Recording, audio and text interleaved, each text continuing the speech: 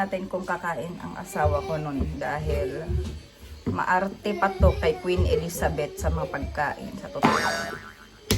Buti pa yun si Queen Elizabeth kasi may budget. Eh ito wala nang budget, maarte pa. Diba? Saan galing kaya yung apog niya, no?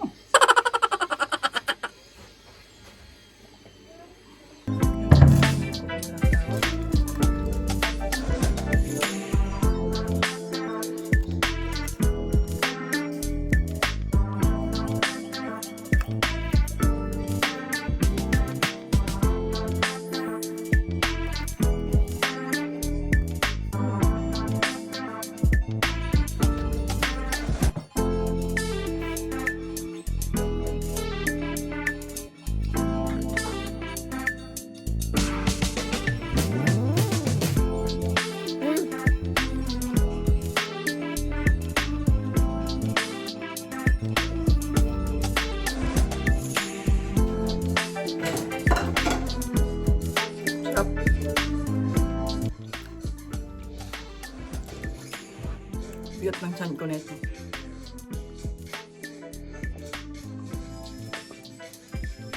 Let's go na. Nakaw na ta. Nawan ako yung lipstick. Tara G. Nyo guys, yung mga dalahin namin papunta sa school and work. Ito, sa kanila to, dito. Ito, sa akin to dito. Uniform ko kasi to. And, baonan. Tapos yung bag ko. And then yung water ko. Water, yung tubig ko. Hindi na ako bili ng bele. Tara G, at parang inaantok na yung isa kong anak, yung maliit doon, no? Parang natutulog na yan. So, let's go.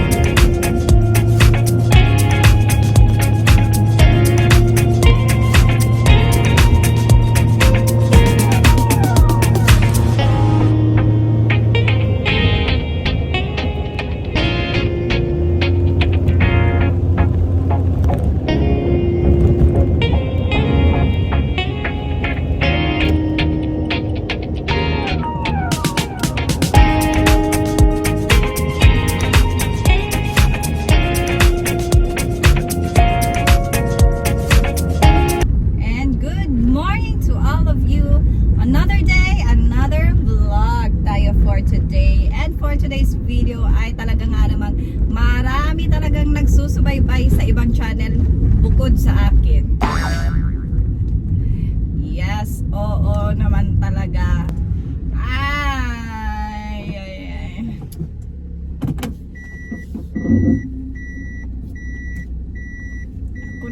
Ako na ang aatras niya, mas.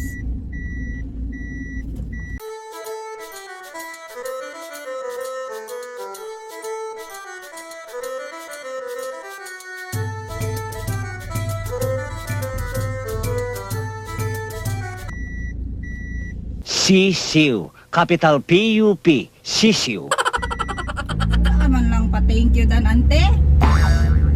Ang haba ng inatras ko, ha. Hindi kasi lahat dapat ng laban ay abante ka lang abante. Dapat minsan marunong ka ding umatras. Ito kasi may motor sa likod niya. Eh, pababa yan. Uphill kasi yun eh. Ako yung paakyat, siya yung pababa. Tapos may motor sa likod niya, pababa din. So mahihirapan yung motor, kawawa naman na umakyat. Mabigat yung motor niya. Kaya ako na lang ang bumaba. May puso tayo guys. Dapat sa pagdadrive may puso. Hindi puro init ng ulo. Tama kayo. Ako naman eh. Yes. Talagang naiinis talaga ako dun sa trabaho. Bahala talaga sila dyan. Although wala naman, hindi ako makikipag-away. as long as hindi nila ako i-confront, hindi naman ako makikipag-away. Pero pag ako kinonfront nila, ay syempre pagtatanggol ko din yung sarili ko. If nasa tama ako, ipagtatanggol ko yung sarili ko. If hindi naman ako nasa tama, ipagtatanggol ko pa din yung sarili ko. Basta sarili ko ang ipagtatanggol ko. Medyo pag nasa tama ako, talagang ipagtatanggol ko.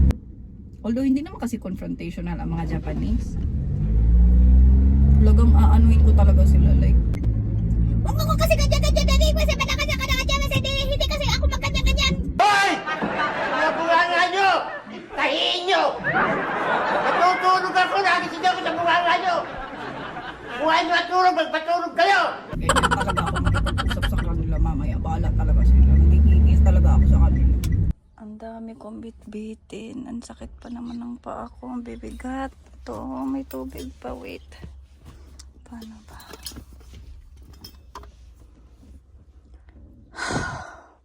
Dami. Layo pa ng lalakarin ko. One eternity later.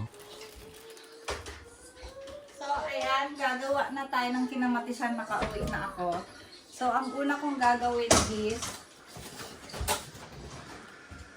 dinefrost ko muna yung manok. Dahil, balak kong pakainin yung asawa ko for the very first time ng kinamatisan. Pero magmamadali na tayo magluto no dahil gutom na ang aking mga chikiting patrol. So, ang gagamitin ko lang is dalawang Thai. So, lumayo kayo ng unti, no? Kasi baka kulang na naman ako sa space. Tapos, pechay and kamatis. Yung tatlong lang yan. Pero parang akala ko nga, lalagyan ko siguro ng cabbage. Pero parang okay naman na yung pechay ko. So, unahin ko muna is ang mag-slice ng kamatis. Isang buo na kamatis ang gagamitin ko. Ito siya ay style ni siya sa ano ha, Bisaya style ng lola ko.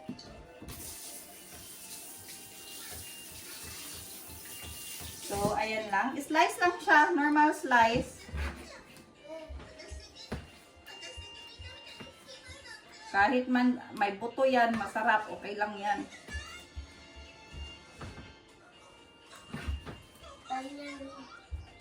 Okay lang yung malalaki yung slice.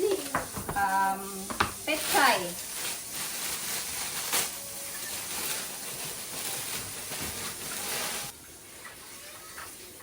Di pa po ako naliligo. Nagbihis lang ako. Di pa ako naligo ha mga beshi. Nagbihis lang ako dahil mainit. Saka parang hindi ako komportable magluto doon sa damit ko kanina. Ano kasi ako, naka-hoodie.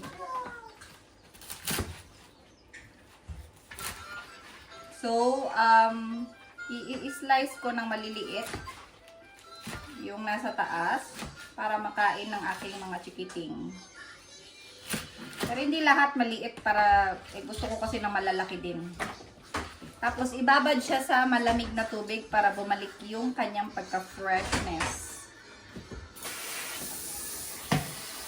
Tapos hihiwain na natin hihiwain na natin ang manok into bite sizes.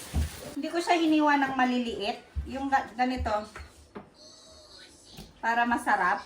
Tapos, ako na bahala maghiwa mamaya na maliliit pag papakainin ko na sila. Pero pag iluluto ko, syempre masarap yung malalaki yung hiwa. Ayan. Tapos, hugasan mo na agad ite.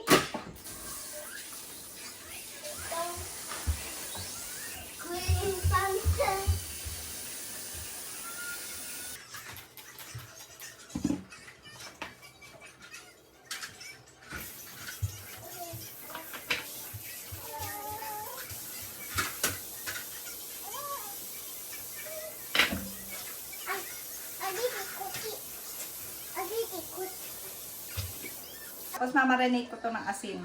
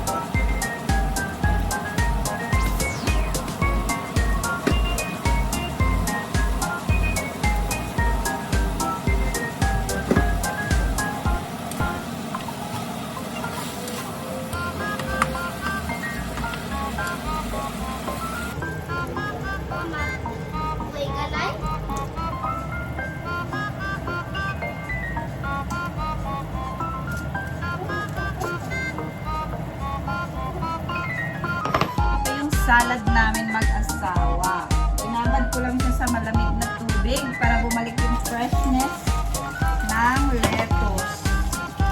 Ganyan lang naman. Tapos siya na yung maglalagay kung ano yung gusto niya sa salad niya mamaya. Basta nakakat lang yung lettuce, bahala na siya. Basta ako, lettuce lang. Para maka-jebs.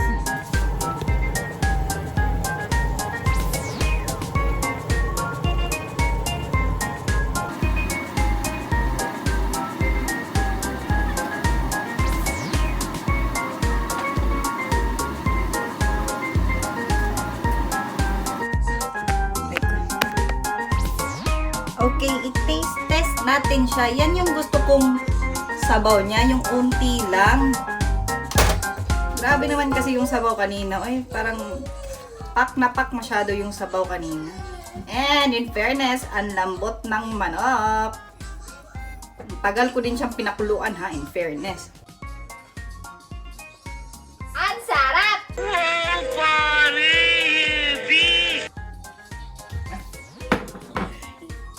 Hindi pala masyado. Ang sarap niya, in fairness. Kakain na muna kami no kasi para baka ano. Nakakain na pala ako ng salad no. Kumain muna ako ganyan talaga ako pag nagda-diet. Kakain muna ako ng salad tapos kakain ako ng maraming yogurt bago ako kakain ng kanin. So ang inuuna ko is ulam tapos para busog na ako sa kanin, unti na lang. Ganun yung pagka step by step ko pag kumakain ako. No, pag nagda-diet. So kakain muna kami no. Later.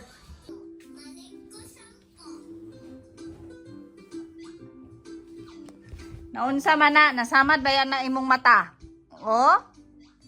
Nagunsa day ka sa hoykwen? Ha? Anong samad ba na imong mata? Nagunsa ka sa hoykwen? Ingda ko, kinsa nakatag sa imo anak samad di mo, tanaw na ko ikaw lang. Nagunsa ka sa hoykwen. Tell mama. Tell mama or tell me.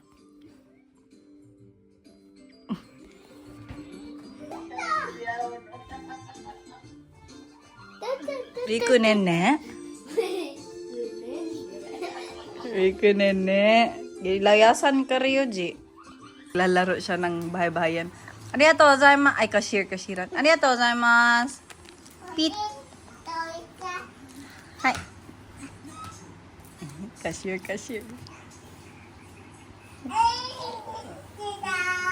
Hai, arigatou gozaimasu.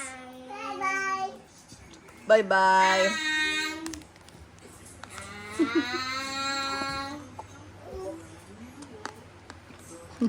Ito mga isa. Ryuji, suwate tabete. Ice.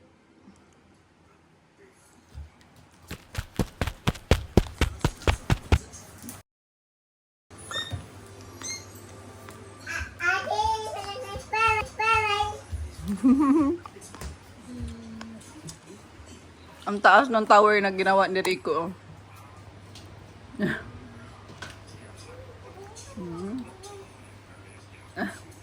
Samantala itong tamad na to. Ano si Rico palagi nire-wrestling tong kuya niya.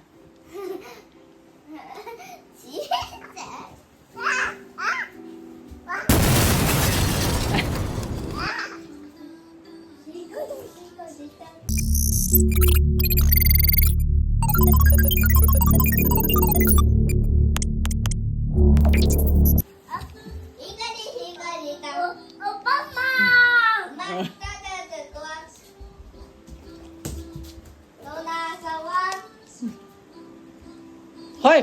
Oye!